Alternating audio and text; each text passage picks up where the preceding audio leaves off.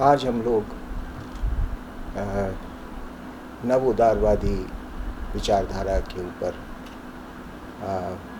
कुछ पक्षों पर विचार करेंगे। पिछले अंकों में हम लोगों ने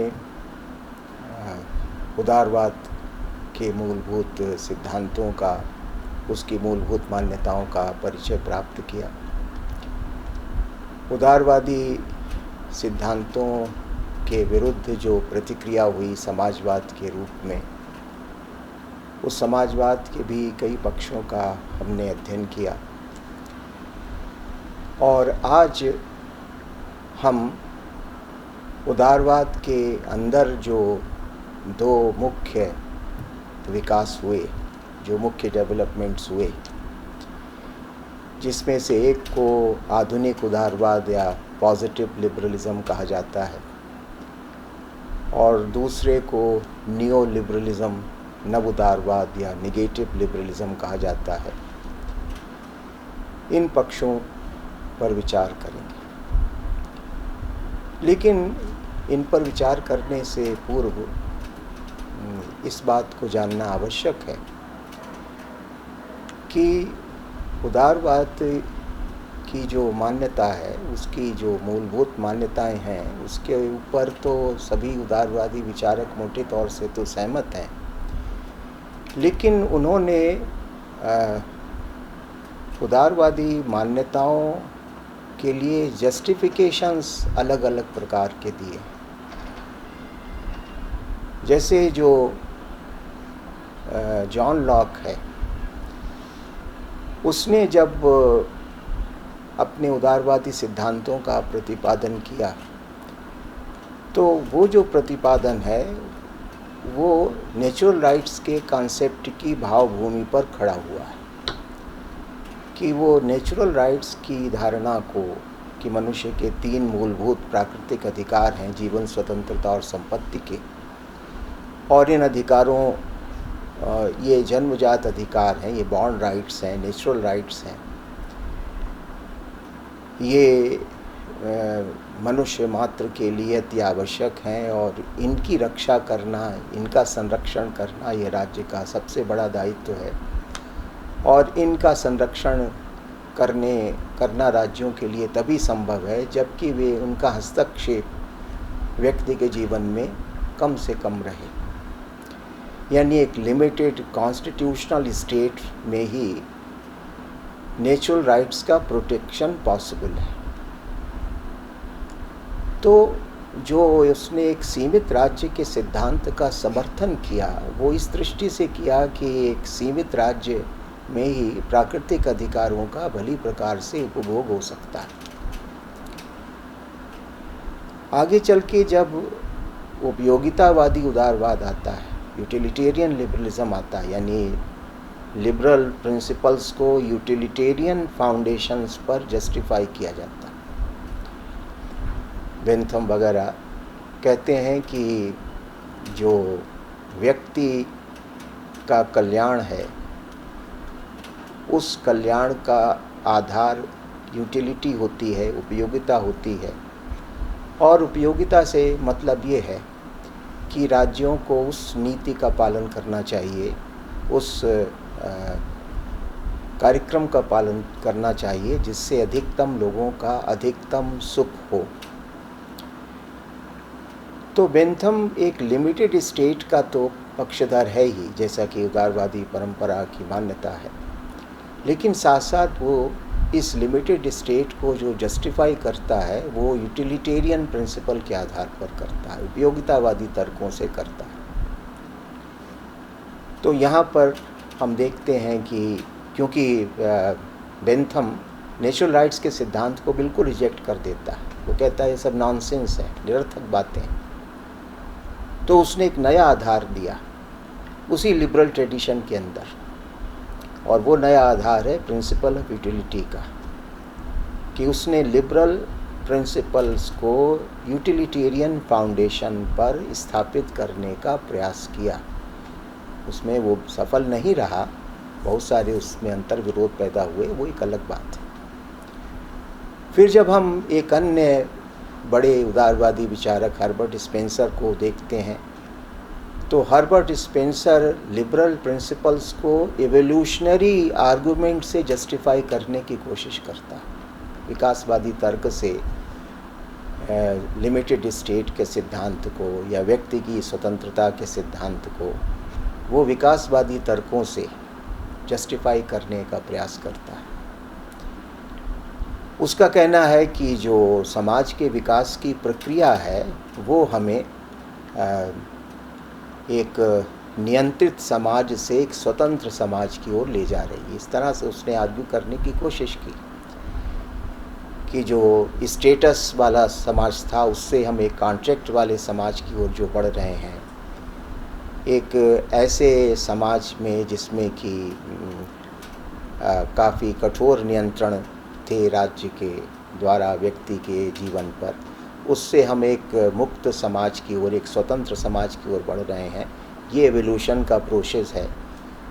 तो इसलिए उसने कहा कि एवोल्यूशनरी प्रोसेस का, सोशल एवोल्यूशन का जो कल्मिनेशन है, यानी उसकी जो उसका जो पूर्णत्व है वो होगा जबकि एक लिबरल स्टेट इस्टेब्लिश होगा। तो स्पेंसर का जो लिबरलिज्म है उसकी फाउंडेशन एवोल्यूशनरी है। यहाँ पर भी बड़ा कॉन्ट्रडिक्शन है क्योंकि वो एक तरफ स्टेट के नेचर को कभी कभी ऑर्गेनिक भी कह देता है। अब ऑर्गेनिक नेचर अगर स्टेट का है तो लिबरल प्रिंसिपल्स को कैसे आप एक्सेप्ट कर सकते हैं, क्योंकि लिबरल थ्योरी में स्टेट के नेचर को ऑर्गेनिक नहीं माना गया, स्वाभाविक नहीं माना गया।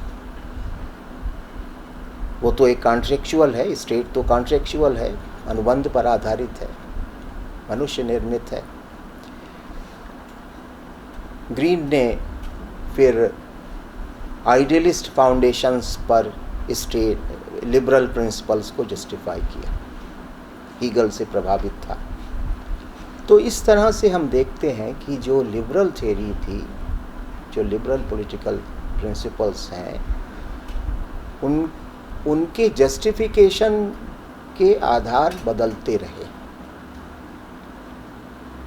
कभी उसका बेसिस नेचुरल राइट्स हैं, कभी उसका बेसिस प्रिंसिपल ऑफ यूटिलिटी है, कभी उसका बेसिस एवोल्यूशनरी प्रिंसिपल है, सोशल एवोल्यूशन का प्रिंसिपल है, कभी उसका आधार आइडियलिस्ट वर्ल्ड व्यू है। तो ये तो सब चेंजेस लिबरल थ्योरी में होते रहे और इसीलिए विद्वानों का ये मानना है कि लिबरलिज्म एक बड़ी कॉम्प्लेक्स थ्योरी है, एक बड़ी जटिल थ्योरी है, मल्टी फैसेटेड, इसके बहुत सारे आयाम हैं। इसको आप एक स्पष्ट सिद्धांतों में कि जिसके ऊपर सर्वसहमति हो उसमें आप इसको रिड्यूस नहीं कर सकते। It is a very complex and multi faceted phenomena. और इसलिए डैनियल बेल, जो कि बहुत बड़े समीक्षक हुए हैं, उन्होंने एक महत्वपूर्ण बात कही है कि the history of liberalism is a history of constant reinvention, कि जो लिबरलिज्म का इतिहास है वो कांस्टेंट री-इन्वेंशन का इतिहास है। निरंतर नए नए पक्ष, नए नए धरातल लिबरल थ्योरी में उभरते रहे। विचारक ने अलग अलग दृष्टियों से इस लिबरल थ्योरी को जस्टिफाई करते रहे। इसलिए बेल का मानना है कि लिबरल थ्योरी की जो हिस्ट्री है, लिबरलिज्म का जो विकास है, इतिहास है, वो कांस्टेंट री-इन्वेंशन का इतिहास है। इसका रिफॉर्मुलेशन होता रहा, री-इंटरप्रिटेशन होता रहा, नए नए आर्गुमेंट से इसको जस्टिफाई किया जाता रहा। ये एक बात हम लोगों को उदारवाद के विषय में ध्यान में रखनी चाहिए। अब एक बड़ा परिवर्तन जो लिबरल थ्योरी में आया वो 19वीं शताब्दी के अंतिम दशकों में आया। उस परिवर्तन का प्रारंभ तो जेएस मिल के चिंतन में ही हो चुका था। जेएस मिल एक बहुत बड़ा एक डायलेमा है लिबरल थ्योरी के लिए, क्योंकि उसका जो प्रारंभिक चिंतन है वो तो रेडिकल इंडिविजुअलिज्म का है, उग्र व्यक्तिवाद का है। लेकिन उसका जो लेटर फेज़ है जीवन का, जो उसने अर्थशास्त्र पर ग्रंथ लिखा, प्रिंसिपल्स ऑफ पॉलिटिकल इकोनॉमी, उसमें उसका कुछ जो रुझान है वो सोशलिस्ट रुझान दिखाई पड़ता है। तो इसलिए जो मिल की जो लेटर राइटिंग्स हैं, मिल की जो परवर्ती रचनाएं हैं, उसमें एक हमें विचारों में एक परिवर्तन दिखाई पड़ता है। तो 19वीं शताब्दी के अंतिम दशकों में हम ये देखते हैं कि उदारवादी विचारधारा में एक महत्वपूर्ण परिवर्तन आ रहा था। ये परिवर्तन मिल में भी दिखाई पड़ता है, उसकी बाद की रचनाओं में, और ये परिवर्तन बड़े स्पष्ट रूप से टी.एच. ग्रीन में दिखाई पड़ता है, जो कि लिबरल है, लेकिन एक भिन्न प्रकार का लिबरल है। और आगे इसी धारा को आगे बढ़ाने वाले फिर कई विचारक थे। इनको इस दृष्टिकोण को, उदारवाद के अंदर ये जो संशोधन हो रहा था, परिवर्तन हो रहा था, इसको व्याख्याकारों ने इसको कहा है कि लिबरलिज्म, या सेबाइन ने जैसा कि लिखा है अपनी पुस्तक का टाइटल है इस विषय पर, कि लिबरलिज्म मॉडर्नाइज्ड, कि लिबरलिज्म को मॉडर्नाइज किया जा रहा था, उसमें उसका आधुनिकीकरण हो रहा था। यानी जो क्लासिकल लिबरलिज्म था, उस क्लासिकल लिबरलिज्म का मॉडर्नाइजेशन हो रहा था, उसको कुछ युगानुकूल बनाया जा रहा था। इसलिए सेबाइन कहते हैं कि लिबरलिज्म मॉडर्नाइज्ड। इस मॉडर्नाइजेशन की प्रक्रिया का, लिबरलिज्म के इस मॉडर्नाइजेशन की प्रक्रिया का, लिबरलिज्म के इस मॉडिफिकेशन की प्रक्रिया का प्रारंभ तो टी.एच. ग्रीन की रचनाओं से होता है। लेकिन इसको आगे बढ़ाने वाले भी कई विचारक रहे 20वीं शताब्दी में। उदाहरण के तौर से 20वीं शताब्दी में एल.टी. हाउस, वो भी इसी मॉडर्न लिबरलिज्म को मानने वाले हैं, जिसका दूसरा नाम पॉजिटिव लिबरलिज्म भी है, सकारात्मक उदारवाद। एल.टी. हाउस के साथ साथ जॉन हॉब्सन नाम के एक विचारक हैं, वो भी इसी प्रकार के लिबरल हैं। एक बड़े राजनीति शास्त्री वो इंग्लैंड के हेरल्ड लास्की, वो भी कुछ इसी प्रकार की मान्यताओं को स्वीकार करते हैं, पॉजिटिव लिबरलिज्म की। हालांकि उनके चिंतन में भी कई फेजेस आते हैं, कई उतार चढ़ाव आते हैं। इसी तरह से अमेरिका के एक बड़े विचारक थे लेस्टर वार्ड, वो भी इसी पॉजिटिव लिबरलिज्म को मानने वाले हैं। फिर एक बहुत बड़े अर्थशास्त्री थे जिनको बहुत श्रेय दिया जाता है लिबरलिज्म को मॉडर्नाइज करने का 20वीं शताब्दी में, ग्रेट डिप्रेशन के बाद, जो कि 1930 की घटना थी। कीन्स, जो कि बहुत बड़े अर्थशास्त्री थे। तो कीन्स भी पॉजिटिव लिबरल हैं, उन्होंने भी लिबरलिज्म को मॉडर्नाइज करने में बड़ी महत्वपूर्ण भूमिका निभाई। और अभी हाल में 20वीं शताब्दी के अंतिम दशकों में अमेरिका में जॉन रॉल्स भी इसी पॉजिटिव लिबरलिज्म के प्रतिपादक हैं। और भी कई लोग हैं, लेकिन ये मुख्य लोग हैं जो कि इस मॉडर्न लिबरलिज्म या पॉजिटिव लिबरलिज्म के प्रतिपादक रहे, जिन्होंने उस क्लासिकल लिबरल ट्रेडिशन में महत्वपूर्ण परिवर्तन किए, और इसलिए उन्होंने एक लिबरलिज्म को एक नया स्वरूप प्रदान किया। अब ये परिवर्तन करना क्यों आवश्यक हुआ? पहली बात तो ये है कि इन सब विचारकों ने ये जो लिबरलिज्म में जो इम्पॉर्टेंट मॉडिफिकेशंस किए, वो क्यों किए और कौन से मॉडिफिकेशंस किए, ये दो बातें महत्वपूर्ण हैं। तो 19वीं शताब्दी एक ऐसी शताब्दी है यूरोप के इतिहास में कि हम देखते हैं कि 3 समानांतर विचारधाराएं यूरोप में चल रही हैं।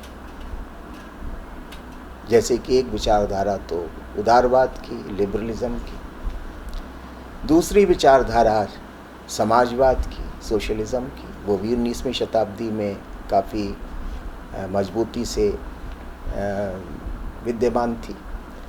और तीसरी विचारधारा वो भी काफ़ी सशक्त थी, आइडियलिज्म की, आदर्शवाद की, जिसका प्रतिपादन मुख्य रूप से जर्मन दार्शनिकों ने किया था, इमैनुअल कांट और हीगल ने। उदारवादी विचारधारा के ऊपर इन दोनों विचारधाराओं का प्रभाव पड़ रहा था। यानी जो लिबरलिज्म मॉडिफाई हो रहा था, संशोधित, परिवर्तित हो रहा था, उसमें ये दो विचारधाराएं मुख्य भूमिका निभा रही थी। सोशलिज्म जो कि तेज़ी से आगे बढ़ रहा था, लोकप्रिय हो रहा था, सोशलिज्म का प्रभाव लिबरलिज्म के ऊपर पड़ रहा था, और इसलिए जो लिबरल थिंकर्स थे वे अपने में, जैसे कि मिल जो था वो भी कुछ सोशलिस्ट रुझान उसमें भी दिखाई पड़ता है अपने जीवन के अंतिम वर्षों में। तो जो लिबरल थिंकर्स थे वो सोशलिज्म के प्रभाव में आ रहे थे और अपनी मान्यताओं में जो क्लासिकल लिबरलिज्म था उसमें वो कई इम्पॉर्टेंट मॉडिफिकेशंस करना ज़रूरी मान रहे थे। लिबरलिज्म को वाइब्रेंट और रेलिवेंट बनाए रखने के लिए कि अगर उदारवाद को प्रासंगिक बने रहना है तो थोड़ा अपने को बदलना तो पड़ेगा। तो एक तो सोशलिज्म के प्रभाव से लिबरल आइडियोलॉजी रूपांतरित हो रही थी, और दूसरा आदर्शवाद के प्रभाव से जो जर्मन आइडियलिज्म था, ख़ासतौर से हीगल का प्रभाव काफ़ी था। हीगल एक ऐसी महत्वपूर्ण फिगर है 19वीं शताब्दी की कि जिसने मार्क्स को भी प्रभावित किया और जिसने उदारवादी चिंतन को भी प्रभावित किया, टी.एच. ग्रीन के ऊपर भी जिसका गहरा प्रभाव था। तो हीगल और कैंट की जो आदर्शवादी दृष्टि थी उसका प्रभाव भी लिबरल आइडियोलॉजी पर पड़ रहा था। इसलिए वो मॉडिफाई हो रहा था, परिवर्तित हो रहा था, संशोधित हो रहा था, और इसलिए उसके परिवर्तित स्वरूप को हम पॉजिटिव लिबरलिज्म या मॉडर्न लिबरलिज्म कहते हैं, सकारात्मक उदारवाद या आधुनिक उदारवाद कहते हैं। अब क्या परिवर्तन हो रहे थे, क्या परिवर्तन हुए, ये इम्पॉर्टेंट बात है कि ये मॉडर्न लिबरलिज्म क्या मानता है। तो हम देख सकते हैं कि क्लासिकल लिबरलिज्म से जो शास्त्रीय उदारवाद है उससे इनकी मान्यताओं में 2-3 जगह पर मतभेद है। जैसे उदाहरण के तौर से जो क्लासिकल लिबरलिज्म है वो व्यक्ति को एक, जिसको आगे चल के कहा गया कि एक अनइनकम्बर्ड सेल्फ का सिद्धांत प्रतिपादित करता है कि व्यक्ति अपने में स्वपर्याप्त है, उसके पास बुद्धि विवेक है, वो अपने हित का निर्धारण कर सकता है, वो अपने जीवन के लक्ष्यों को तय कर सकता है। जब वो अपने चयन स्वयं करेगा तभी उसका कल्याण होगा, और जब सब व्यक्ति ऐसा करेंगे तो फिर एक समाज का भी अंततः कल्याण हो ही जाएगा। ये जो इस प्रकार का जो उग्र व्यक्तिवाद हमें क्लासिकल लिबरलिज्म में दिखाई पड़ता है उसमें संशोधन होता है। जो पॉजिटिव लिबरलिज्म है या जो मॉडर्न लिबरलिज्म है वो उसको थोड़ा क्वालिफाई करता है, पूरी तरह तो नहीं लेकिन हाँ थोड़ा क्वालिफाई करता है, थोड़ा उसमें परिवर्तन करता है। और इस परिवर्तन करने की प्रक्रिया में जर्मन आइडियलिज्म का गहरा प्रभाव है, क्योंकि जो जर्मन आइडियलिज्म है वो व्यक्ति को राज्य के अंग के रूप में देखता है। उनका जो राज्य को और व्यक्ति के संबंध को देखने का जो सिद्धांत है वो एक ऑर्गेनिक रिलेशनशिप है। व्यक्ति अकेला नहीं है बल्कि व्यक्ति एक समष्टि का अंग है। वो जो डिस्क्रीट इंडिविजुअल का सिद्धांत है उसको वो लोग नहीं मानते। और जैसा कि मैंने अभी बताया कि स्पेंसर भी ऐसा कह रहे थे, हालांकि वो उदारवादी और व्यक्तिवादी मान्यताओं के विरुद्ध था, कि वो सोसाइटी के नेचर को कुछ ऑर्गेनिक मानना शुरू कर चुके थे। तो ये जो स्वाभाविक दृष्टि थी कि व्यक्ति एक समष्टिक अंग होता है और उस रूप में ही उसको देखा जाना चाहिए। समष्टि से पृथक व्यक्ति का कोई विशेष अर्थ नहीं रह जाता। तो ये दृष्टिकोण एक तो आ रहा था जर्मन आइडियलिज्म के प्रभाव से। टी.एच. ग्रीन में ये स्पष्ट रूप से दिखाई पड़ता है, क्योंकि टी.एच. ग्रीन भी जो है वो कहता ही है कि our self is social self, कि हमारा जो सेल्फ है वो सोशल सेल्फ होता है। यानी हम जो भी हैं उसमें समाज की बड़ी भूमिका होती है। तो एक तो परिवर्तन ये हुआ कि व्यक्ति को देखने की जो दृष्टि है उदारवादियों की, क्लासिकल लिबरल्स की, वो दृष्टि पॉजिटिव लिबरल थिंकर्स की नहीं। वो व्यष्टि को समष्टि के कॉन्टेक्स्ट में देख रहे हैं।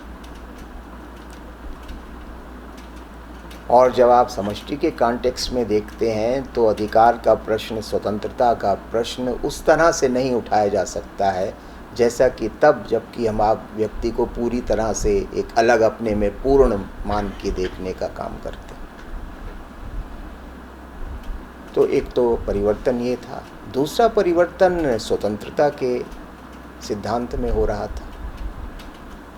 वो जो मिल का फार्मूलेशन था, जो मिल की मान्यता थी कि स्वतंत्रता को निगेटिव तरीके से डिफाइन करना, नकारात्मक तरीके से, फ्रीडम फ्रॉम, कि हमारे ऊपर ना राज्य का कोई रिस्ट्रिक्शन हो, ना सोसाइटी का हो, ना रिलीजन का हो। व्यक्ति को सारे रिस्ट्रिक्शन, सारे कॉन्स्ट्रेंट से, सारे नियंत्रणों से मुक्त जब व्यक्ति है तब वो स्वतंत्र है, जिसको निगेटिव लिबर्टी आइजा बर्लिन ने कहा। तो ये जो निगेटिव लिबर्टी है, ये इसके ऊपर उनका एम्फेसिस है, freedom from the constraints imposed by the state और सोसाइटी और रिलीजन। ये अगर हम व्यक्ति की स्वतंत्रता को हम इस तरह से देखते हैं और बस उसी दृष्टि में ये असली स्वतंत्रता वो लोग क्लासिकल लिबरल्स मानते थे कि जब हमारे ऊपर liberty is the absence of law, Bentham ने जिसको कहा कि लिबर्टी का मतलब है कि हमारे ऊपर कोई नियम कानून दूसरों के द्वारा न लगाए जाएं, बनाए जाएं, बल्कि हम सेल्फ लेजिस्लेशन करें। हम सेल्फ लेजिस्लेटर, हम अपने लिए नियम कानून सब चीज़ें खुद बनाएं, अपने लिए जीवन की दृष्टि अपने आप बनाएं, क्या करना है क्या नहीं करना ये हम तब तय करें। सेल्फ डिटर्मिनेशन, जिसको बाद में 20वीं शताब्दी में कहा गया। तो ये सेल्फ डिटर्मिनेशन का सिद्धांत माना जाता रहा क्लासिकल लिबरलिज्म में। लेकिन जो पॉजिटिव लिबरलिज्म के मानने वाले थे उन्होंने कहा कि भाई ये तो लिबर्टी नहीं है, लाइसेंस है, ये तो अराजकता पैदा होती है। हर व्यक्ति अगर अपना लेजिस्लेटर खुद हो जाएगा तो फिर समाज तो सब अस्त व्यस्त हो जाएगा। इसलिए जो पॉजिटिव लिबरलिज्म है उसने लिबर्टी को सोशल कॉन्टेक्स्ट में देखना शुरू किया, मॉरल कॉन्टेक्स्ट में देखना शुरू किया कि स्वतंत्रता सामाजिक और नैतिक होती है। स्वतंत्रता का मतलब ये नहीं कि मेरी चॉइस, मेरा निर्णय, मेरा जजमेंट, बस ये स्वतंत्रता है। ये ठीक है कि मेरी चॉइस और मेरे जजमेंट का भी एक सीमा के अंदर महत्व है, लेकिन अल्टीमेटली हम जिस समाज के सदस्य हैं, बहुत सारे हमारे लिए निर्णय हमारे पैदा होने से पहले ही लिए जा चुके हैं। बहुत सारी चॉइसेस हमारी पहले से ही तय हो चुकी हैं हमारे जन्म लेने से पहले। क्यों? क्योंकि हमारा जो सेल्फ है वो सोशल सेल्फ है। जिस समाज में हमने जन्म लिया उस समाज की व्यवस्था से, उसकी संस्कृति से, उसके स्वरूप से हमारी पर्सनालिटी पहले से ही निर्धारित हो गई। जिसको ईगल ने कहा कि हर इंडिविजुअल एक सोशल डिपॉजिट होता है। हमारे अंदर समाज पहले से विद्यमान है। इसलिए स्ट्रिक्टली कोई मेरी चॉइस, केवल मेरी चॉइस नहीं होती। बहुत सारे इन्फ्लुएंसेस, बहुत सारे फैक्टर्स जो कि सोसाइटी से आते हैं, जो कि हमारे मॉरल नेचर से आते हैं या सोशल मॉरलिटी से आते हैं, वे भी हमारी चॉइस को, हमारे डिसीज़न को, हमारी लिबर्टी को कंडीशन करते हैं, कलर करते हैं। इसको पॉजिटिव लिबर्टी कहा गया। फ्रीडम टू, फ्रीडम फ्रॉम नहीं, फ्रीडम टू, जिसको क्या एज अ बर्डन ने कहा कि स्वतंत्रता का मतलब ये है कि आपकी क्षमताओं की वृद्धि हो, जिससे कि आप अपने कार्यों से, अपने अधिकारों का उपयोग करते हुए समाज के कल्याण में, समष्टि के कल्याण में कुछ योगदान कर सकें। तो इसलिए ये पॉजिटिव लिबर्टी की बात आती है, जिसको कि ग्रीन ने बहुत अच्छे तरीके से परिभाषित कर दिया कि freedom is the positive power. जो स्वतंत्रता है वो एक पॉजिटिव पावर है, यानी जिसके द्वारा हम अपने कल्याण के साथ साथ उस सोसाइटी को भी कंट्रीब्यूट करते हैं जिसके हम अंग हैं। तो freedom is a positive power और capacity of doing things worth doing, उन कामों को करना जो करने योग्य है। भाई देखिए कि यहाँ पर मॉरल डायमेंशन आ जाता है, नैतिक पक्ष आ जाता है कि हर काम को करने की आज़ादी नहीं होती। आज़ादी का मतलब ये नहीं कि जो हमारा मन है हम करेंगे। आज़ादी का मतलब है कि जो करने योग्य कार्य हैं समाज की दृष्टि में, नैतिकता की दृष्टि से, उनको हमें करने की आज़ादी है और उससे हमारा भी लाभ होगा, समाज का भी लाभ होगा। तो इसलिए ग्रीन कहता है कि freedom is the positive power of doing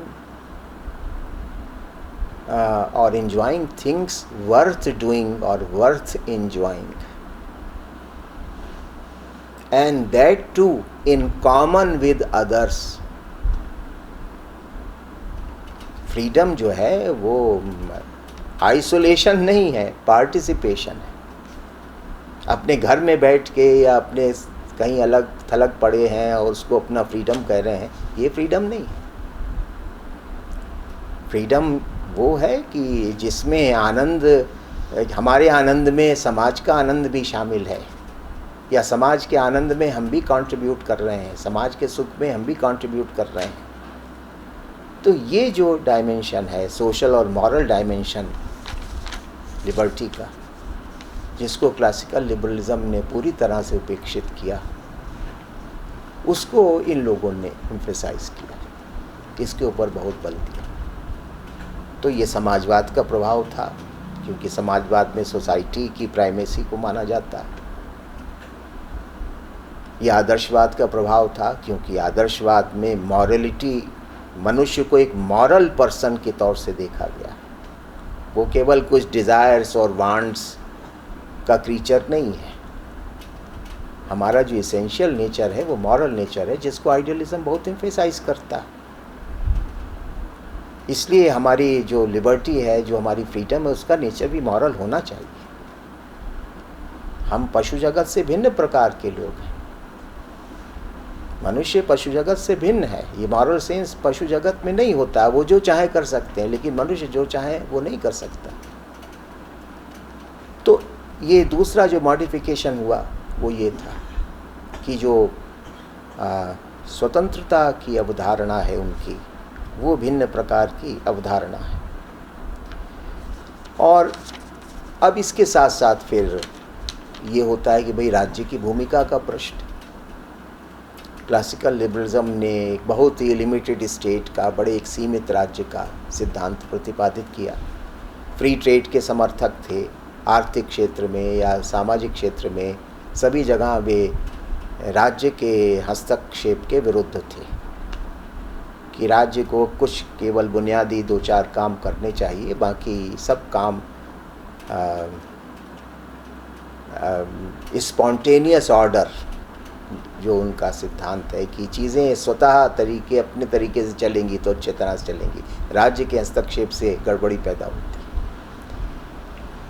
तो इसलिए जो उनका ये मानना था कि राज्य का, लेकिन जो पॉजिटिव लिबरलिज्म है, जो मॉडर्न लिबरलिज्म है, ये तो वेलफेयर स्टेट का प्रतिपादक है, लोक कल्याणकारी राज्य का प्रतिपादक है। ख़ास तौर से केन्स ने इसका बहुत ही समर्थन किया। उनका कहना है कि भाई जब तक व्यक्ति को समाज की सहायता नहीं मिलती, कुछ लोग तो अपना कल्याण अपने आप कर लेते हैं, लेकिन कैपिटलिस्ट सिस्टम में हमने देखा, इंडस्ट्रियल सोसाइटी में हमने देखा कि हज़ारों लोग जीवन की बुनियादी आवश्यकताओं से वंचित हैं। जो वर्किंग क्लास की दुर्दशा थी 18वीं-19वीं शताब्दी में यूरोप के विभिन्न देशों में, वो स्पष्ट हो चुकी थी और ये बात समझ में आ गई थी कि प्रॉपर्टी को नेचुरल राइट कहना, जो क्लासिकल लिबरलिज्म जो कहता था कि प्रॉपर्टी एक नेचुरल राइट है, एक नेचुरल गुड है, तो फिर प्रॉपर्टी के डेंजर्स भी क्या हैं अगर प्रॉपर्टी के ऊपर कोई लिमिटेशन नहीं होती है तो। कि संपत्ति का अधिकार अगर असीमित हो जाता है तो फिर क्या खतरा पैदा होता है? फिर ये है कि एक मास पॉवर्टी पैदा होती है, मास इनजस्टिस पैदा होता है, मास एक्सप्लॉयटेशन पैदा होता है। तो उससे कौन बचाएगा व्यक्ति को? जो कमज़ोर लोग हैं, जो असहाय लोग हैं, जो निर्धन लोग हैं, उनकी सुरक्षा कौन करेगा? तो इसलिए स्टेट का एक रोल है, बड़ा इम्पॉर्टेंट रोल है कि राज्य तटस्थ बैठकर कंपटीशन को नहीं देख सकता है, जैसा कि लिबरल्स कहते थे कि जो कंपटीशन है, जो प्रतिस्पर्धा है, प्रतियोगिता है, उसके आधार पर समाज चले, अर्थव्यवस्था चले। राज्य को एक तटस्थ रूप से बैठे रहना है, उसको कुछ बुनियादी शांति व्यवस्था की या बाह्य आक्रमण से रक्षा की जिम्मेदारियां दे दी गई, बस उतना काफ़ी है। अब उसको ज़्यादा हस्तक्षेप नहीं करना। अब इस कंपटीशन में कोई आगे जाए, कोई पीछे रह जाए, कोई जीत जाए, कोई हार जाए, राज्य को इससे कोई मतलब नहीं। क्यों? क्योंकि इन लोगों ने कहा, पॉजिटिव लिबरल्स ने कहा कि जो मार्केट के मैकेनिज़म्स हैं, जो बाज़ार है, वो हमेशा सही दिशा में ही आगे नहीं बढ़ता है। बाज़ार कभी कभी बड़ा अन्याय भी पैदा कर देता है। बाज़ार कभी कभी लोगों के लिए एक बहुत बड़ी मुसीबत भी बन जाता है। इसलिए मार्केट फोर्सेस को फ्रीली ऑपरेट होने दिया जाए और सब ठीक होता रहेगा, ऐसा नहीं होता। मार्केट फोर्सेस भी कभी सही दिशा में जाती हैं और कभी सही दिशा में नहीं भी जाती हैं। तब उनको चेक करने के लिए कोई होना चाहिए कि नहीं होना चाहिए, तब उनके ऊपर नियंत्रण लगाने के लिए कोई ना कोई तो होना चाहिए, और वो कौन होगा? स्टेट होगा। इसलिए उन्होंने कहा कि एक तो प्रॉपर्टी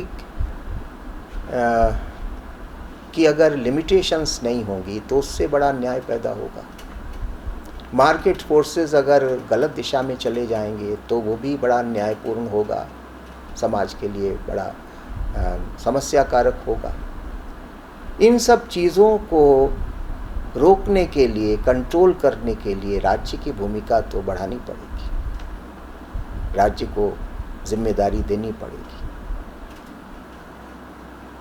तो इस और रिडिस्ट्रीब्यूशन भी करना पड़ता है, जिससे कि समाज में जो धन संपत्ति हो रही है, क्योंकि पूंजीवाद में क्या समस्या थी? रिडिस्ट्रीब्यूशन की तो समस्या थी कि संपत्ति तो बहुत पैदा हो रही थी, लेकिन प्रॉपर्टी का पोलराइजेशन हो रहा था कि एक तरफ प्रॉपर्टी एक वर्ग के पास बड़ी मात्रा में जा रही थी और दूसरी तरफ एक बहुत बड़ा वर्ग था जो कि बुनियादी सुविधाओं से वंचित था। तो ये जो अप्राकृतिक स्थिति, अन्यायपूर्ण स्थिति पैदा हो रही है, प्रॉपर्टी का जो प्रॉपर डिस्ट्रीब्यूशन या रीडिस्ट्रीब्यूशन नहीं हो रहा है, इसको भी इंश्योर करने की जिम्मेदारी राज्य की ही तो होगी। इसलिए इन सब कारणों से राज्य की बड़ी महत्वपूर्ण भूमिका होती है। और राज्य जो क्लासिकल लिबरल थ्योरी है, जिसमें कि माना गया कि राज्य को बस न्यूट्रल होकर, स्पेक्टेटर बन के किनारे बैठ के बस सिस्टम ठीक से ऑटोमेटिकली ऑपरेट हो रहा है, कभी कभार कोई अव्यवस्था पैदा हो जाए तो वो इंटरवीन कर दे, उसके बाद फिर विड्रॉ कर ले। तो ये जो स्टेट का जो वॉचमैन, नाइट वॉचमैन का रोल है, वो सफिशिएंट नहीं है, क्योंकि इंडस्ट्रियल सोसाइटी में इतनी कॉम्प्लेक्स सोशल और इकोनॉमिक प्रॉब्लम्स होती हैं, इतनी कॉम्प्लेक्स मॉरल प्रॉब्लम्स पैदा होती हैं और व्यक्ति, ख़ास तौर से जो सामान्य व्यक्ति है, वो इतना असहाय हो जाता है कि उसकी सहायता के लिए राज्य को आगे आना ही पड़ेगा। तो इसलिए पूंजीवादी प्रणाली से जनित सामाजिक आर्थिक बुराइयों से व्यक्ति को बचाने के लिए वेलफेयर स्टेट के सिद्धांत का इन्होंने प्रतिपादन किया। तो जो क्लासिकल लिबरल थ्योरी थी उससे यहाँ पर भी उनकी मत भिन्नता है और इस विचार को उन्होंने, जैसे अमेरिका में न्यू डील की पॉलिसी जो रूजवेल्ट के समय में आई, तो वो इसी प्रकार की थी। वो भी एक पॉजिटिव लिबरलिज्म के सिद्धांत पर आधारित थी कि लोगों को स्वास्थ्य की सुविधा देनी है, शिक्षा की सुविधा देनी है, मज़दूरों को उचित मजदूरी देनी है, सोशल सिक्योरिटी देनी है, तरह तरह के लेबर लॉज पास किए गए, तरह तरह के हेल्थ सिस्टम्स अस्तित्व में आए। तो ये जो सब, इंग्लैंड में भी ऐसा हुआ था 19वीं शताब्दी में, बहुत बड़े स्केल पर लेबर लेजिस्लेशन, सोशल लेजिस्लेशन हुआ था। अमेरिका में भी हुआ, ख़ास तौर से रूजवेल्ट के प्रेसिडेंट रूजवेल्ट के समय जो न्यू डील की पॉलिसी थी उसके तहत। तो ये सब इसलिए ज़रूरी था क्योंकि जो कैपिटलिस्ट इकनॉमी है उसके जो परिणाम होते हैं वो सबके लिए लाभकारी नहीं होते। तो जिनके लिए वो कैपिटलिस्ट सिस्टम एक्सप्लॉइटेटिव है, उनको बचाना, उनकी मदद करना, ये राज्य की जिम्मेदारी है। तो यानी उन्होंने जब एक वेलफेयर स्टेट के सिद्धांत का प्रतिपादन किया तो ये सोशलिस्ट इन्फ्लुएंस है, एक समाजवादी दृष्टि का प्रभाव है, क्योंकि समाजवाद तो राज्य को बहुत महत्वपूर्ण स्थान देता। वो तो ये लोग नहीं करते कि सारे जो नेचुरल या मटेरियल रिसोर्सेज हैं, ऐसा तो वो सब राज्य के हाथ में चले जाएं, ऐसा तो ये लिबरल्स नहीं करते। जो पॉजिटिव लिबरल्स हैं वो सोशलिज़म की ओर थोड़े झुके तो हैं, लेकिन उस तरह से ये पूरी तरह से कोई सोशलिस्ट नहीं है। कुछ मिडिल पाथ, कोई मध्यम मार्ग चुनते हैं। तो इस आधार पर ये जो विचारधारा थी, इस विचारधारा का प्रभाव रहा और ये बात समझ में आ गई कि जो मार्केट फोर्सेस हैं, जो इकोनॉमिक फोर्सेस हैं, वे उनके ऊपर सोशल कंट्रोल होना ही चाहिए। उनको पूरी तरह से मुक्त नहीं छोड़ा जा सकता। इसलिए मॉडर्न लिबरलिज्म ने या पॉजिटिव लिबरलिज्म ने मार्केट को और मार्केट फोर्सेस को सोसाइटी के कंट्रोल में रखने की बात, यानी स्टेट के कंट्रोल में रखने की बात का प्रतिपादन किया। तो ये एक सोशलिस्ट इन्फ्लुएंस उनके ऊपर साफ तौर से दिखाई पड़ता है, यद्यपि वे सोशलिज्म से थोड़ा भिन्न है। ये प्रभाव रहा और हम लोग कह सकते हैं कि 20वीं शताब्दी के चौथे 5वें दशक तक ये पॉजिटिव लिबरलिज्म का दृष्टिकोण चल रहा था। लेकिन उसी समय इसको एक चैलेंज मिला, और वो चैलेंज मिला जिस दृष्टिकोण से उसको बाद में नियो लिबरलिज्म या नव उदारवाद कहा या निगेटिव लिबरलिज्म कहा, और कुछ लोग उसके लिए लिबर्टेरियनिज्म शब्द का भी प्रयोग करते हैं। हालांकि थोड़ा सा डिफरेंस है नियो लिबरलिज्म में और लिबर्टेरियनिज्म में। ये चैलेंज मिला इसलिए क्योंकि फिर से एक बार इतिहास ने अपने को दोहराया और कुछ विद्वान हुए जिन्होंने साम्यवादी देशों की अर्थव्यवस्था और समाज व्यवस्था को देखा, और उनको देखने के बाद उनको लगा कि ये जो सोशलिज़म है वो कैसे एक सर्वाधिकारवादी व्यवस्था होती है, एक टोटलिटेरियन सोसाइटी सोशलिज्म के ज़रिए क्रिएट होती है। और ये बड़ी ख़तरनाक चीज़ है, क्योंकि रूस में, ख़ास तौर से सोवियत संघ में जो प्रयोग हो रहे थे और समाजवाद के नाम पर राज्य का एकाधिकार और सत्ता का एकाधिकार जो स्थापित हो रहा था, जिसमें व्यक्ति एक पुर्जे की स्थिति में, जैसे विशालकाय यंत्र का एक पुर्जा बन के रह गया था। तो ये सब जो समाजवाद के, जो ख़ास तौर से सोवियत समाजवाद के ये सब जो पक्ष धीरे धीरे सामने आ रहे थे, उसने कुछ लिबरल थिंकर्स को, कुछ उदारवादी विचारकों को शॉक किया, काफ़ी उनको धक्का लगा। और उन्होंने कहा कि ये जो लिबरलिज़म है ये तो इसी समाजवाद की दिशा में धीरे धीरे बढ़ रहा है, अपने को मॉडिफाई करने के नाम पर। और वो समाजवाद कैसा होता है जो कि हम रूस में देख रहे हैं, एक टोटलिटेरियन सोसाइटी वहाँ पर स्थापित हो गई। तो उन्होंने कहा कि नहीं, इस प्रोसेस को रिवर्स करने की, इसको फिर से वापस हमें उन्हीं क्लासिकल लिबरल प्रिंसिपल्स की तरफ फिर से वापस जाने की ज़रूरत है। ये लिबरलिज़म जो डेविएट कर गया, मार्ग से भटक गया है, ये जो मॉडर्न लिबरलिज़म है, ये जो पॉजिटिव लिबरलिज़म है, ये डेविएशन है। और इन लोगों को इस बात का एहसास नहीं है कि ये जो धीरे धीरे समाजवाद की ओर ये लोग झुक रहे हैं, वेलफेयर स्टेट, धीरे जो इनका वेलफेयर स्टेट का कंसेप्ट है और सोशलिज़म जो है उसमें कोई बहुत फ़र्क नहीं है। लेकिन ये लोग ये नहीं देख पा रहे हैं कि सोशलिज़म अंततः व्यक्ति को, समाज को कहाँ ले जाके पटकता है। और रूस उसका, सोवियत संघ उसका जीता जागता उदाहरण है कि कैसे सोशलिज़म के नाम पर एक टोटलिटेरियन सिस्टम स्थापित हो जाता है। तो ये जो एक दृष्टिकोण आया, इसी दृष्टिकोण को नव उदारवाद कहते हैं। यानी क्लासिकल लिबरल थियरी की ओर वापस जाना फिर से, यही न्यू लिबरलिज्म कहा जाता है या निगेटिव लिबरलिज्म कहा जाता है। ये जो नव उदारवादी दृष्टिकोण उत्पन्न हुआ, इसके मुख्य प्रतिपादक 3 थे। एक तो लुडविग वॉन मिसेस, जो कि ऑस्ट्रिया के बहुत बड़े अर्थशास्त्री थे, और उन्हीं के शिष्य एक दूसरे व्यक्ति थे जिनको फ्रेडरिक हेग के नाम से जाना जाता है।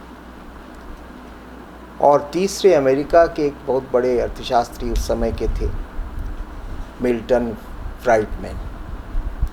ये 3 जो मूलतः अर्थशास्त्री थे, ये 3 लोग नियो लिबरलिज्म के संस्थापक थे एक प्रकार से। They were the founders of neo liberal view point.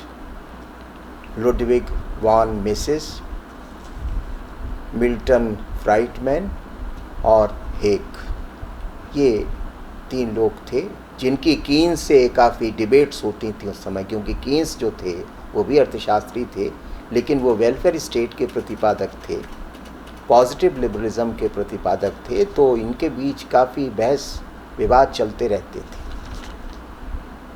और कीन्स अपने दृष्टिकोण को उचित मानते थे, लेकिन ये लोग उस दृष्टिकोण की आलोचना करते थे और फिर से वापस क्लासिकल लिबरलिज्म की ओर जाने की वकालत करते थे। वही जो फ्री ट्रेड का सिद्धांत, नॉन इंटरवेंशन का सिद्धांत, फ्रीडम ऑफ कॉन्ट्रैक्ट का सिद्धांत, जो कि क्लासिकल लिबरलिज्म के मूलभूत सिद्धांत थे, उन्हीं को ये ठीक मानते थे और फिर से उनको वापस लाना चाहते थे। और वो सिद्धांत धीरे धीरे वापस भी आए। इन लोगों ने जो प्रक्रिया प्रारंभ की, उसको रॉबर्ट नॉजिक ने आगे बढ़ाया, जो कि अमेरिका के एक बड़े राजनीतिक विचारक हुए 20वीं शताब्दी के। इसी तरह से बुशनैन नाम के एक विचारक हैं, उन्होंने भी इसी प्रक्रिया को आगे बढ़ाया। ब्रेनन नाम के एक विचारक हैं, उन्होंने भी इसी प्रक्रिया को आगे बढ़ाया, नवोदारवादी दृष्टिकोण को आगे बढ़ाने का काम किया। तो ये सब और भी कई लोग, ये सब लोग न्यो लिबरल थिंकर्स हैं, नवोदारवादी विचारक हैं, जो कि शास्त्रीय उदारवाद की मान्यताओं को पुनर्स्थापित करने का प्रतिपादन करते हैं। They want to restore the principles of classical liberalism, ऐसा उनका मानना है। तो एक प्रकार से पॉजिटिव लिबरलिज्म के खिलाफ जो रिएक्शन था वो न्यो लिबरलिज्म है, वो नवोदारवाद है। और इसको इसीलिए नेगेटिव लिबरलिज्म भी कहते हैं, क्योंकि ये उन्हीं मान्यताओं को फिर से दोहराते हैं। क्लासिकल लिबरलिज्म भी नेगेटिव लिबरलिज्म था। क्लासिकल लिबरलिज्म की जो दृष्टि व्यक्ति को देखने की थी, क्लासिकल लिबरलिज्म की जो दृष्टि स्वतंत्रता को देखने की थी, क्लासिकल लिबरलिज्म की जो दृष्टि राज्य की भूमिका को देखने की थी, ये लोग उसी का पुनर्प्रतिपादन करते हैं, उसी को वापस लाते हैं। इसलिए इसको नव उदारवाद कहा जाता है या नेगेटिव लिबरलिज्म भी कहा जाता है। तो ये जो अब हम लोग भली प्रकार से जानते हैं कि आज हम लोग जिस दौर में रह रहे हैं वो नव उदारवाद का दौर है। 1930 से ये प्रक्रिया प्रारंभ हुई। नव उदारवादी दृष्टिकोण मोटे तौर से 1930 से प्रारंभ होता है और आजकल ये दृष्टिकोण काफ़ी प्रभावी है। इसको नव पूंजीवाद भी हम कहते हैं, न्यू कैपिटलिज्म भी कहते हैं। तो ये जो नव उदारवादी दृष्टिकोण है, इसको सशक्त बनाने में दो चीज़ों ने बहुत योगदान किया। एक तो कुछ इंटरनेशनल इंस्टीट्यूशंस ने, जैसे कि IMF ने, वर्ल्ड बैंक ने, ये जो इंटरनेशनल इकोनॉमिक इंस्टीट्यूशंस हैं, इन्होंने इस नव उदारवादी प्रक्रिया को विश्वव्यापी बनाने में बहुत योगदान किया। इन्होंने एक ब्लूप्रिंट बनाया इसी नव उदारवादी सिद्धांतों का और विभिन्न देशों से कहा कि आप अपनी अर्थव्यवस्थाएं, आप अपनी वित्तीय व्यवस्थाएं, आप अपने वित्तीय प्रबंध को इनके अनुसार ढालिए, इनके अनुसार बनाइए। तो एक तो इसमें जो न्यू लिबरल प्रिंसिपल्स हैं, इनको यूनिवर्सलाइज करने में जो इंटरनेशनल इकोनॉमिक इंस्टीट्यूशंस हैं, ख़ास तौर से IMF और वर्ल्ड बैंक, इनकी बड़ी महत्वपूर्ण भूमिका रही। और दूसरा, दो महत्वपूर्ण राजनेता हुए 20वीं शताब्दी के। इंग्लैंड में मार्गरेट थैचर, जो कि 10-11 वर्ष तक इंग्लैंड की प्रधानमंत्री रहीं, और अमेरिका में रोनाल्ड रीगन, जो कि अमेरिका के राष्ट्रपति रहे 8 वर्ष तक। तो मार्गरेट थैचर और रोनाल्ड रीगन, ये लोग भी इसी नव उदारवादी व्यवस्था के पक्षधर हैं। New liberal economy, new liberal society, ये इसको वो स्थापित करना चाहते थे। और जैसा कि मैंने आपसे बताया कि जो नवोदारवादी विचारक हैं वो ये मानते हैं कि जो सोशलिज़म है या जो वेलफेयर स्टेट है, ये एक्चुअली एक प्रकार की गुलामी होती है।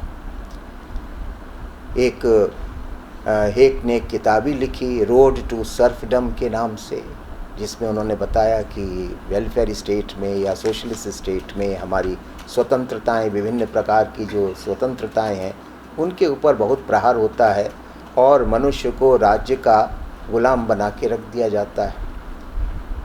इसलिए ये लोग वेलफेयर स्टेट या सोशलिस्ट स्टेट के खिलाफ हैं और उनका ये मानना है कि राज्य की भूमिका न्यूनतम होनी चाहिए। रॉबर्ट नॉजिक ने उसके लिए शब्दावली का प्रयोग किया, मिनिमल स्टेट, न्यूनतम राज्य,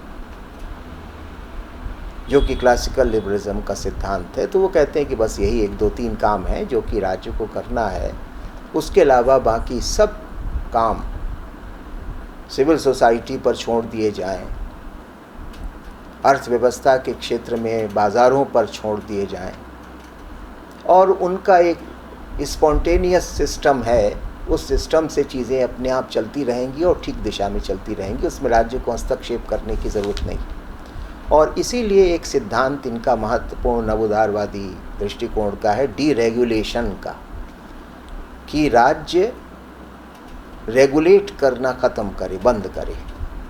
जो वो हर चीज़ को, ट्रेड को, कॉमर्स को, प्राइसेस को, हर चीज़ को वो जो रेगुलेट करने का प्रयास करता है, नियंत्रित करने का प्रयास करता है, ये अननेचुरल है, अस्वाभाविक है, अप्राकृतिक है। इससे आर्थिक प्रगति बाधित होती है। अगर हमें अर्थव्यवस्था को अधिकतम विकास की ओर ले जाना है, समृद्धि की ओर ले जाना है, तो ये डीरेगुलेशन का सिद्धांत मानना पड़ेगा। राज्य को अपना हस्तक्षेप करना बंद करना पड़ेगा। और न केवल राज्य अपना हस्तक्षेप बंद करे आर्थिक जीवन में और सामाजिक जीवन में भी, बल्कि राज्य अपनी जिम्मेदारियों को प्राइवेट सेक्टर को सौंप दे। इसलिए इस नव उदारवाद का एक अन्य महत्वपूर्ण सिद्धांत है प्राइवेटाइजेशन, निजीकरण। यानी एयरलाइंस भी प्राइवेट सेक्टर को दे दीजिए, रेलवेज भी प्राइवेट सेक्टर को दे दीजिए, बैंकिंग सिस्टम भी प्राइवेट सेक्टर को दे दीजिए, इंडस्ट्रीज़ भी जो भी सरकार के हाथ में हैं वो भी सब प्राइवेट सेक्टर को दे दीजिए, या प्राइवेट सेक्टर को इनकरेज किया जाए कि वो ज़्यादा योगदान करें अर्थव्यवस्था में, इन्वेस्टमेंट के द्वारा, प्रोडक्शन के प्रोसेस में वो भाग लें।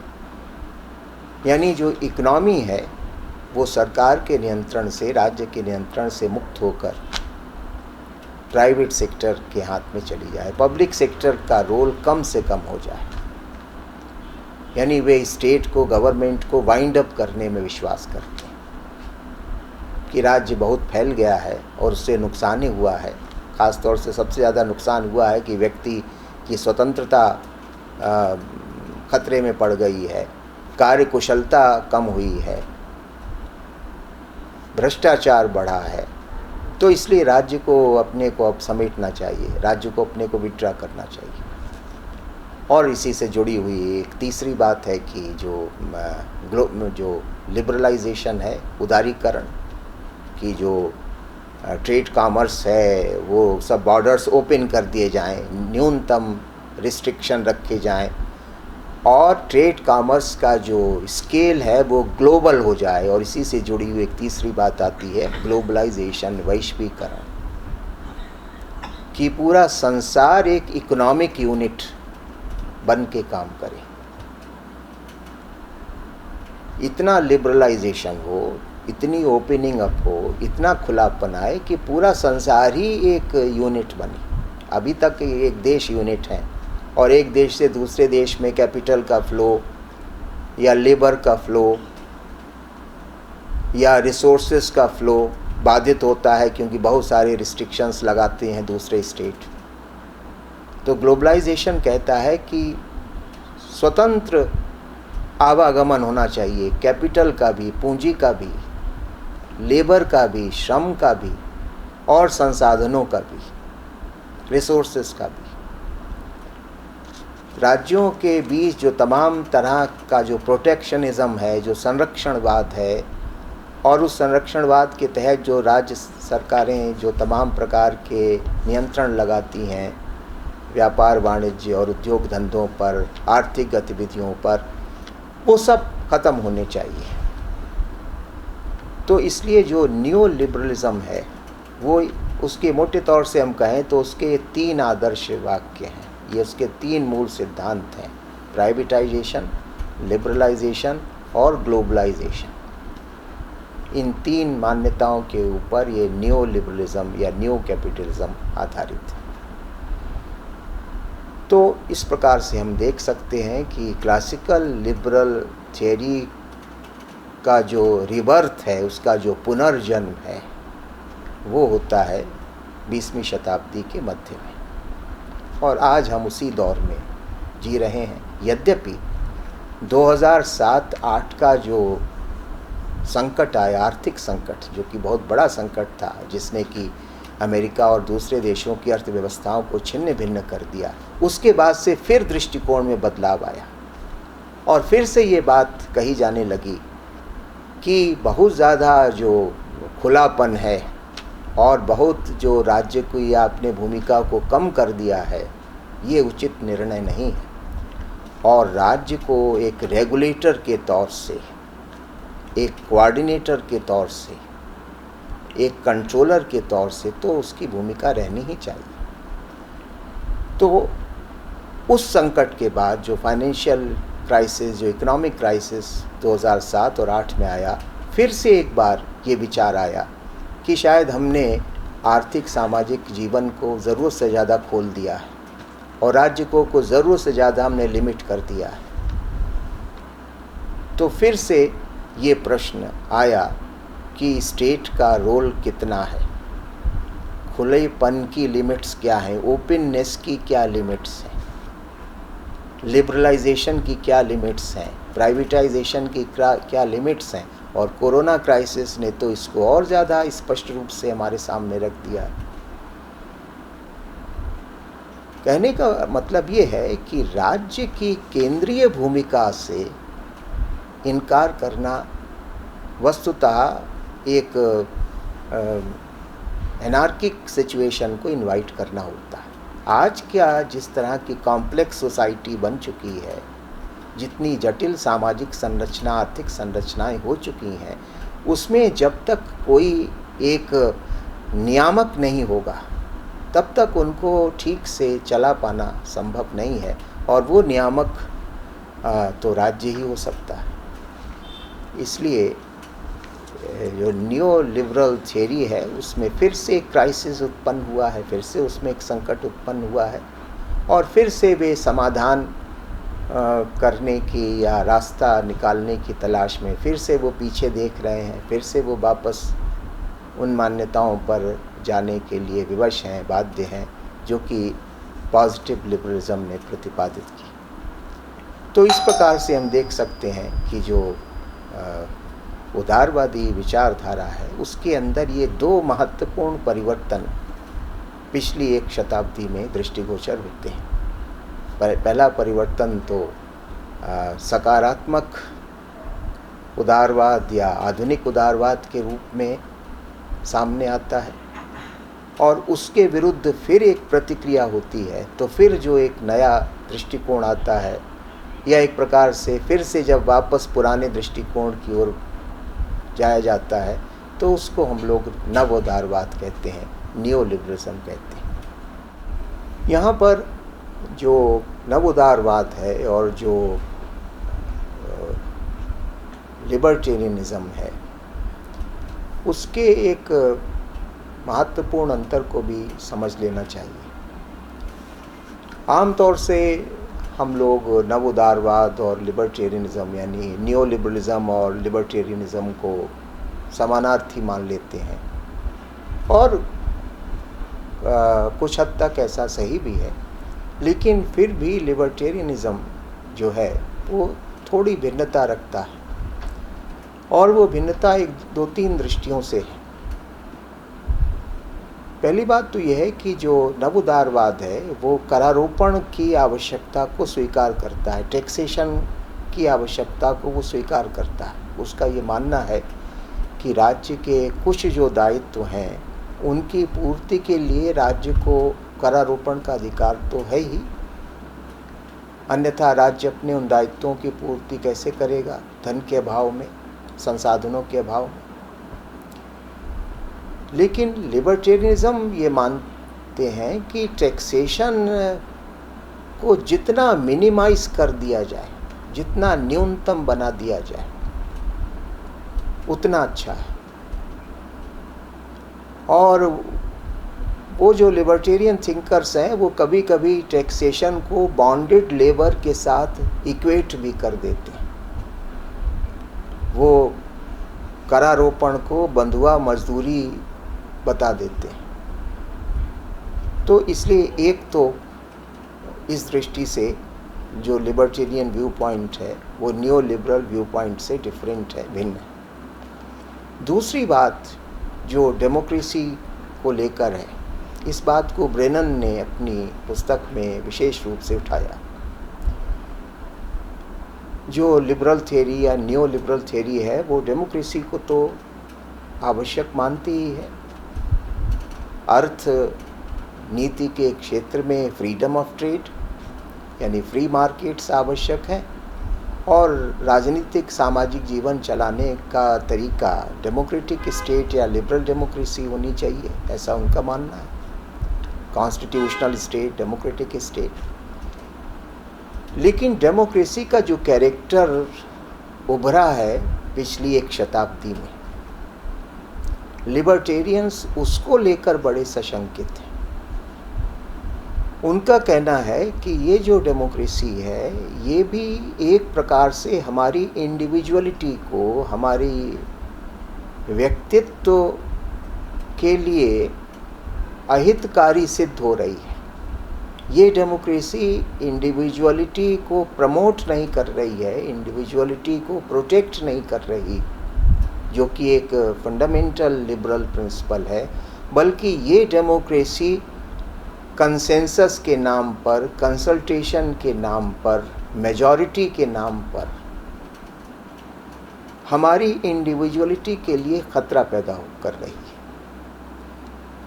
यानी कंसेंसस के आधार पर लिए गए निर्णय, कंसल्टेशन के आधार पर किए गए निर्णय, मेजॉरिटी के आधार पर किए गए निर्णय सबके ऊपर थोप दिए जाते हैं, इम्पोज कर दिए जाते हैं, और जो डिसेंटिंग वॉइसेस हैं, उनसे जो भिन्न दृष्टिकोण रखने वाले हैं, उनसे जो भिन्न मान्यता रखने वाले लोग हैं, उनके व्यक्तित्व का हनन हो जाता है, उनकी पर्सनालिटी का विकास अवरुद्ध हो जाता है, क्योंकि उनको उसी धारा में बहना पड़ता है। तो लिबर्टेरियंस जो हैं वो ये जो लॉस ऑफ लिबर्टी है इस डेमोक्रेसी में, जो रिप्रेजेंटेटिव डेमोक्रेसी या जो लिबरल डेमोक्रेसी का जो कैरेक्टर उभरा है पिछली एक शताब्दी में,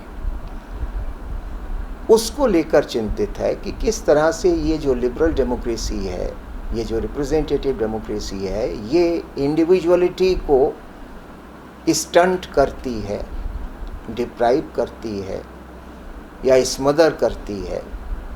ये जो एक ख़तरा है, लिबर्टेरियंस इसको भी एम्फेसाइज करते हैं। अब फिर कौन सा तंत्र स्थापित किया जाए, कौन सी व्यवस्था बनाई जाए, इसको लेकर कोई बहुत वो स्पष्ट नहीं है। लेकिन ये जो दो महत्वपूर्ण अंतर हैं न्यो लिबरल थ्योरी और लिबर्टेरियन थ्योरी के, इनको हमें, इनकी तरफ भी हमें ध्यान देना चाहिए।